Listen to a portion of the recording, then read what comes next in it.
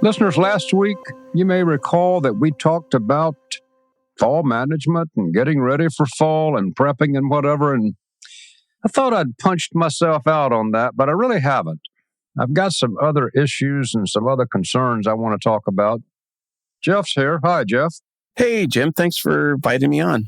Yep, I always appreciate you being back to talk with me and help me put my thoughts together.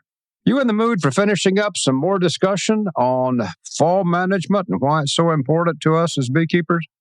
I am. I have work to do this coming weekend to do the final fall prep, so this is really timely. Thanks. Well, you're reading my mind because it's a lot of work, and I want to complain about some things.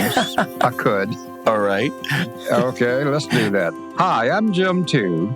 I'm Jeff Ott from Beekeeping Today Podcast. And we're coming to you today at Honeybee Obscura, where we want to go over again, as though we didn't cover it the last time, the concepts of fall management, what's really expected, what the bees require of us, and some idea of how to do it. You are listening to Honeybee Obscura, brought to you by Growing Planet Media, the folks behind Beekeeping Today Podcast. Each week on Honeybee Obscura, hosts Kim Flodham and Jim too explore the complexities, the beauty, the fun, and the challenges of managing honeybees in today's world. Get ready for an engaging discussion to delight and inform all beekeepers. If you're a long-timer or just starting out, sit back and enjoy the next several minutes as Kim and Jim explore all things honeybees. Jeff, this is where I'm trying to get to. I don't want it to turn into a pity me old man party, but I've got a lot of honey back there still. And, you know, as a young man, young beekeeper, eager beekeeper, you could not make enough honey. But I've got honey everywhere. I sell it. I give it away. I leave it on the hives. I leave it in the colonies. Sometimes the bees rob it out. It just doesn't have the requirement that I've got. So one of the issues that I'm dealing with is I've got some full deeps of honey back there, and I'm not a young man. And, you know, most beekeepers who kept bees for a long time really don't have any friends because they've long since worn their friends out, their relatives, their cousins, their brothers. They've used up everybody, and I'm pretty much in that state. Is that because they give away all their honey? It's because you abuse people, taking away honey, taking honey off, robbing, bundled up, smokers going, crazy bees, crazy beekeepers. So after a while, it just, you can't even find someone to pay. But anyway, now I'm really whining. I'm really whining too much. The biggest issue I've got right now on my fall preparation is I've got a nice honey crop in the way of me performing routine fall management. And when you take the honey off, you got to do something with it. So right away that I've got this conflict. I'm extracting honey. And I'm trying to get set up, and I should be out there dealing with fall season, mite control, preparation, brood nest positioning, all the things I should be doing. Let's get a visual picture of your hives. You're running 2 deeps, and you have mediums on top? No, Kim has reprimanded me over and over and over again through a fluke. My dad, I no longer have my dad, but my dad was a beekeeper also, and he had a equipment supply, a little place set up out in his shop, and he sold equipment to neighboring beekeepers. Well, when Dad had to leave this dimension, I inherited all of that, and so I inherited about 400 knockdown deeps, brand new old stock. So I have historically only used deeps, and it's 10 frames deep. It just gets as bad as it can. So all of my bees back there, every one of them, are in deeps. On one hand, it really works out well. Everything's interchangeable. Everything's the same size, but everything is heavy. Oh, my stars, everything is heavy. When those bees fill those deeps. So some of my colonies right now, if you want a picture of ugliness and its true form while beauty still pervades the place, they're in 5 deeps. Probably the bottom 2 deeps are brood, and probably half the 3rd deep is some brood, and then probably 2 deeps on top. Come chock-a-block full of honey. So just to get down into the brood, you're having to move 90-pound boxes of honey. And what's your complaint? My complaint is that I'm an old man with limited resources. I'm embarrassed to tell the listeners and you how often I've told people who would say, what can I do, Jim? I've got this heavy box. And I would say with an air of authority of one who has never done it, just take out one frame at the time. Don't try to take the whole box. Just take one frame at the time. Well, if you want to see bedlam in the apiary, you go to my beautiful colonies. There's none more than 5 tall. That's 5 deeps. 5 deeps tall. And 70,000 bees or so, they are beautiful colonies. And you try to take out one frame at the time. I mean, it's a suicide mission for you and the bees both, gouging out a frame, standing on a ladder, singing this song of your choice in your mind. Just everything's great, right? No, it's a terrible job, Jeff. It's terrible. Oh, the bees this time of year, probably near max population, and you're sitting there, there's a dearth on, so there's a lot of bored bees sitting around back at home, or there's a lot of bees in the colony. And folks are brushing off bees, taking out a frame, and trying to brush bees off back into the box. That's a very difficult task. The only way that would work, I was drawing in my mind while you were saying that, the only way you could take out a frame or two at the time and brush the bees off is if that colony is almost certainly going to die in the next few months during the winter, because it's just not going to be powerful enough to do. So I don't know what to tell you or the listeners. I know what I've got to do. I've got to get it off. I've tried to figure out some way to use the loader on my little tractor to help me along.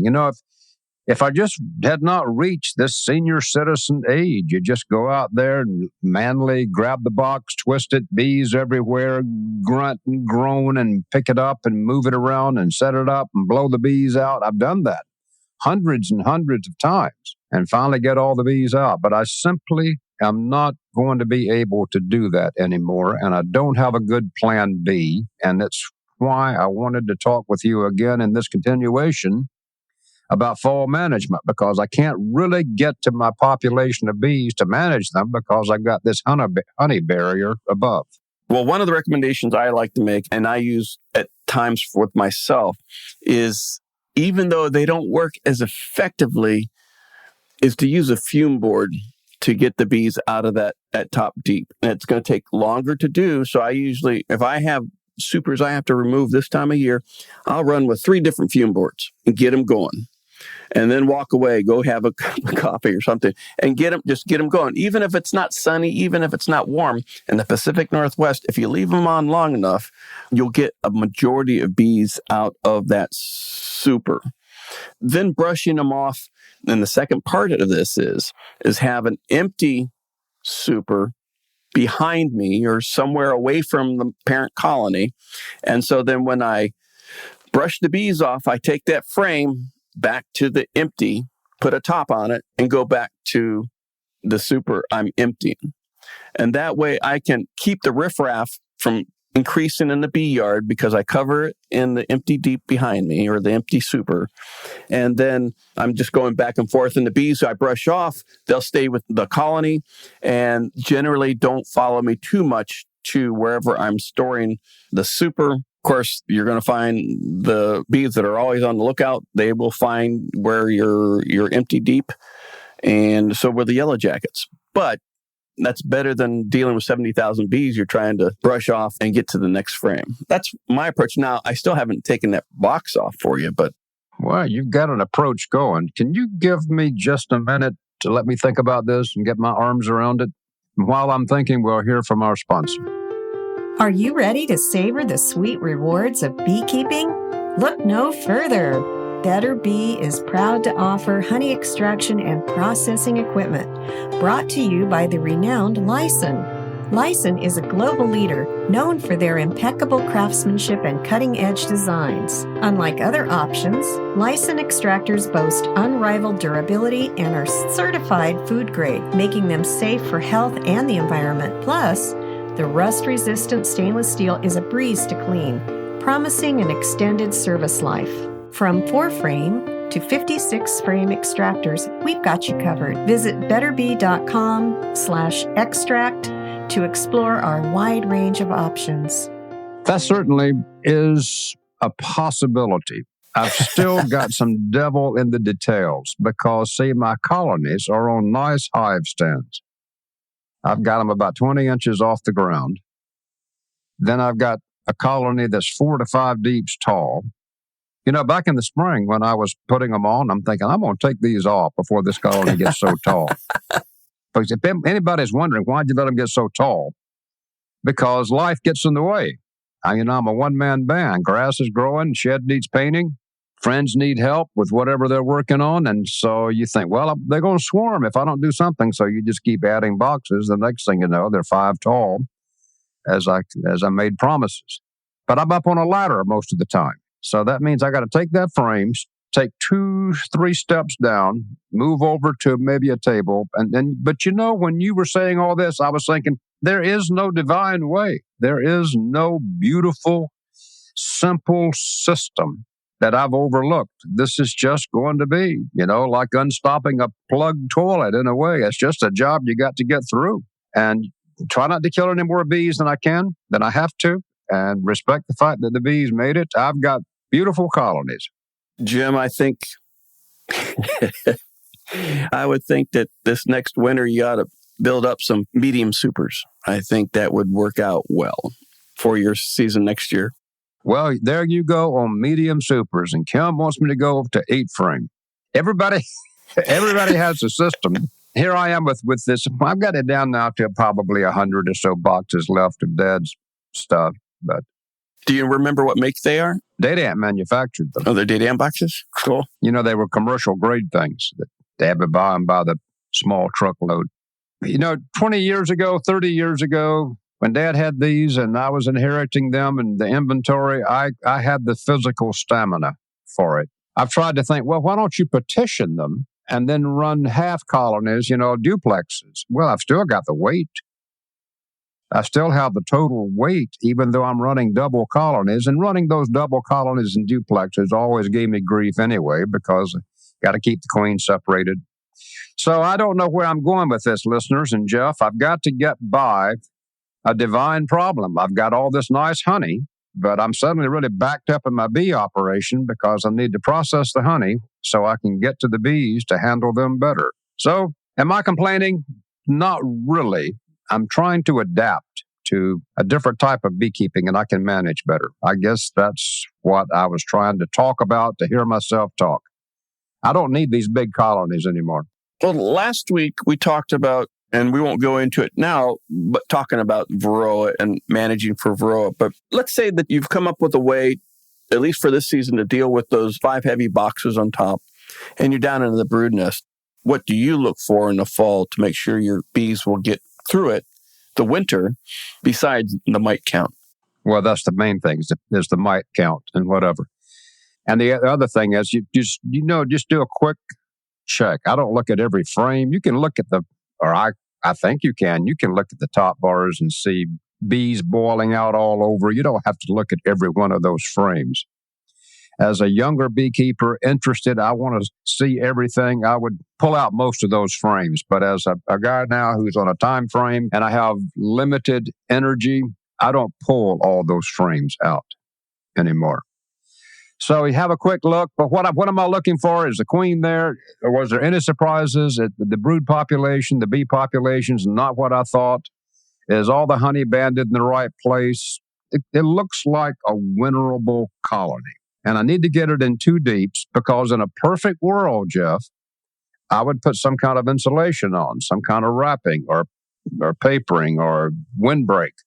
And I can't do that if these things are still in 5 or 6 deeps tall and nothing standardized. And there is an issue that I haven't had this year that I want to quickly go into. And these beautiful colonies that are tall this late in the year, 2 years ago, and for the 2 years prior to that, I had late season swarms. I mean, really late season swarms. I'd have to go back and look in the journals because, of course, I wrote about it. But I would have 3 and 4 pound swarms hanging out there in the first week in October. Well, I had plenty of honey. That didn't happen this year. I had plenty of honey, so you just, give them some honey, and everything's all out of balance. The brood's not there. The nest area is not set up, but why would they do that? So I tried to come up with reasons, maybe some kind of suicide swarm, some kind of population adjustment mechanism. When you see late season swarm, what time of year determines a late season swarm? How late can a beekeeper expect to see a swarm? I guess it's country and region specific, but I mean, where are you? Is it September, October? I was in late September. I was approaching October. I was in full goldenrod fall aster bloom, and I wasn't greatly bothered by it. I didn't know why they were doing it. As long as you can get the swarm, it suddenly turns into spring in October, because can you get to the swarm? Can you get to it? Oh, my stars, do I have a box ready? And, I'm like the bees. This is out of sequence. This is out of sync. But the one thing, Jeff, that always gave me grief was somewhere in my apiary, probably it's my apiary, I've got a colony now that's undergoing queen replacement in early October, maybe late September. There's drones still there, but boy, we're cutting this closely now. So you got to have a queen mate, establish yourself. And the old part of the colony that stayed. So everything about this is just screwed up. And I think it's probably my fault. What's the drone viability this time of year? How strong are the drones? As far as I know, they go straight through to the frost. A late season drone is strong as a spring drone? I don't know. I would guess strictly that they are. Would there be any difference in an early season drone and a late season drone? I think you probably want the drones, where they have perfect seasonal flying conditions and are taking their sorties every day checking. But you really lured me off the subject. I have no earthly idea, come to think of it. But there's they got to find a queen to mate. They got to find drones to mate anyway, either way.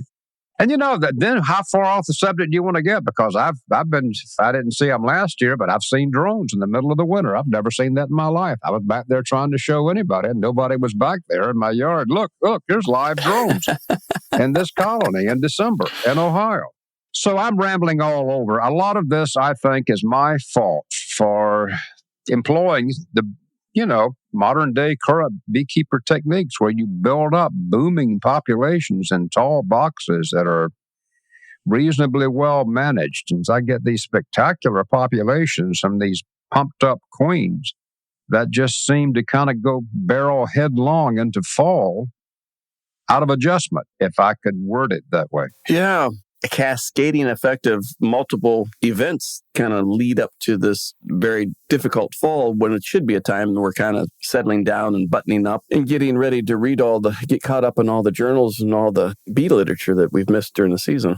We're out of time, and I actually want to apologize to anybody who's listening. Is this a problem? Is Jim actually complaining because he has too much honey on colonies that are too strong? What would it take to make that man happy? So as I hear my own comments, listeners, I'm happy to have the problem. I just don't really know how I'm going to deal with it. It's going to be tiresome. It's not going to be, this is one of the happiest bee days of my life. But when I finally get that honey in buckets and get it in the jars, and you stand there and you think, all that I had to go through. And I'll finish on this note. Anytime somebody hands me a pound of honey at a bee meeting somewhere, usually, I have a deep appreciation for what it took to get that honey in that jar. I always appreciate it, I think, more than just handing it to somebody at your church or at your school or whatever. Well, I've got to deal with it. I know what I've got to do. You've been helpful, and you gave me a moment just to add to the fact that sometimes fall management's hard to accomplish because the honey crop you should have had off is still on the way. I'll give you 3 words, Jim. 8 frame supers. Okay. We'll leave it there. All right. I'll put in dummy frames or whatever and use my 10 frames with 8 frames. All right. That's not going to work. All right. Until you and I can talk again, until next week, I look forward to talking about bees again. All right. Thank you, Jim. I wish you all the best, friend.